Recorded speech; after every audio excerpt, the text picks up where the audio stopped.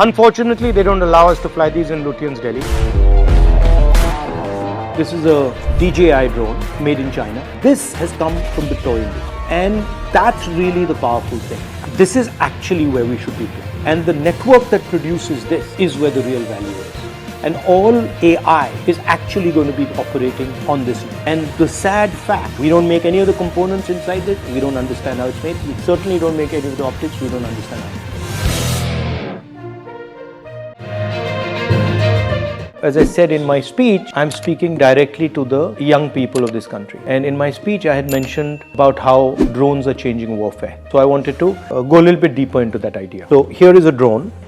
This is a DJI drone made in China, and that's a battery, lithium polymer battery. These are 4 brushless DC motors, and that's the camera. So what I was saying was that when you connect these brushless motors to this battery, give it a camera, and allow people to communicate directly with this through FPV unit, you change warfare. This little thing is now making tanks, artillery pieces, large weapons in the Ukraine battlefield pretty much obsolete. I said that industrial systems fight wars. This is actually a commercial product. This is made by a Chinese factory called DJI, and this is actually a toy, right? What we are seeing here is innovative technology of the motor, high quality optics, telecommunication equipment, and essentially a bunch of cell phone batteries set together are allowing this thing to transform the battlefield. Earlier, the Air Force used to operate, let's say, for the most part, above 10,000 feet. And if you wanted, if a local unit, fighting unit wanted air support, they had to call the Air Force, and then the Air Force had to send the plane. And the plane was big, very expensive, etc. So now what has happened is the Air Force has merged with the platoon, right? So now the platoon itself has its own Air Force, can use that Air Force to strike opponents, and can observe the battlefield. So what has happened is the Air Force has suddenly come all the way to the ground level, and it's built a completely different reconnaissance concept at a much lower level, which means that the battlefield has become much more transparent. You just put a drone up there and then you can see everything that's going on, and then individual units can send their drones to attack. So it's almost illuminated the battlefield in a way that has never been done before. And it's also allowed kinetic energy to be moved around very effectively and targeted very accurately. And the reason it's happened is because of the electric motor and the battery and optics combination. Underwater warfare has also been changed by this thing, because this thing now you can put it into a little ship or into a little submarine and you can sink huge destroyers, things like that. I mean, for example, an aircraft carrier, they're going to be sitting ducks. And yes, American carrier groups would probably be able to defend themselves, but your regular aircraft carrier will simply not be able to survive an environment where these drones are roaming around undersea. So it is, the optics and communication system are allowing you to see the battlefield, see the sea in a completely different way. And then the electric motor is allowing you to target very, very accurately, put explosive power very accurately where you want. And this has revolutionized how accurately you can target kinetic energy. We have to build such a system. And we have to have competence in electric motors, we have to develop competence in optics, we have to develop competence in batteries. This is what is going to be at the heart of the electric vehicle. This is what's going to be at the heart of all robotics. This is what's going to be at the heart of drones. This is what's going to be at the heart of submarines. This is going to be at the heart of toys, warfare, everything. And the sad fact is that we're nowhere here. We don't make any of the components inside this. We don't understand how it's made. We certainly don't make any of the optics. We don't understand how it's made. And that's what my speech was getting at, that this is actually where we should be playing. And the network that produces this is where the real value is. And all AI is actually going to be operating on this network. So for example, when this thing is built, AI is going to be used to order how it's built. When this thing is used, AI will determine how it's used. So when I hear talks about, I heard the Prime Minister say we are going to be number one in AI. I mean, it's complete junk, because you cannot be number one in AI unless you have a production network, or not so effective, but at least you have consumption data. And India has given away its consumption data to large multinational companies, and India doesn't even play in the production space. And so that, what I was saying in the speech is actually it's an industrial vision, and it's essentially saying that we're going to move differently. The reason this thing is so powerful is it can go places that a missile can never go. It can go places a gun can never go.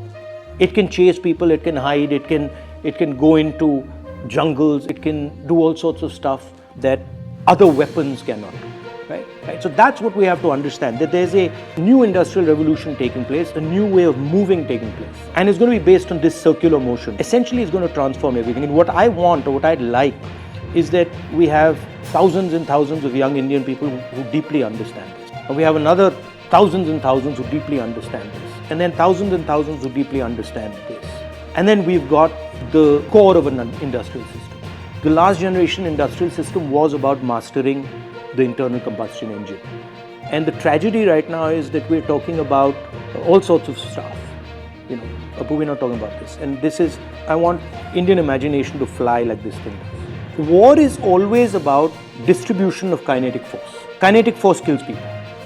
How you get kinetic force to kill people is really what war is. This thing completely revolutionizes how kinetic energy moves on the battlefield. So for example, if you compare this to a bullet can only move in a straight line. Right? This can move up, down, left, right, backwards, it can stop in space. If you're comparing this to a tank shell can only move in a straight line. If you're comparing it to a missile can maneuver, but then a missile can't suddenly stop in the middle of the sky. A missile can't maneuver in such a sophisticated, complicated manner. Right? So this is literally a revolution. And the interesting thing about this, and this is what I keep telling my American friends, is that this doesn't come from the military system. American drones all come from the military system, meaning they trickle down. This has come from the toy industry. Right? This has emerged from the commercial system. And that's really the powerful thing. Because if things are emerging bottom up, then the amount of innovation that will emerge from that is significantly more than if they're going top down. Right? So this motor, brushless motor, actually I first saw it 15-20 years ago in a remote control plane. This used to be a hobby. This is a hobby I've had for 30-40 years. And earlier there used to be small engines, very complicated to build, very complicated to fly. And the real innovation was the brushless motor. And then the batteries. Because earlier the batteries were just way too big and the brushless motors were inefficient. The motors were inefficient. And now they're very powerful. They all coordinate. So this is actually a revolution. This is where the technological wave is. Now people think that you can make in India. You can have an Adani Defense or somebody else make in India and you'll get this. You won't. All Adani Defense does, or all our defense guys do, is actually assemble. This emerges from a production network.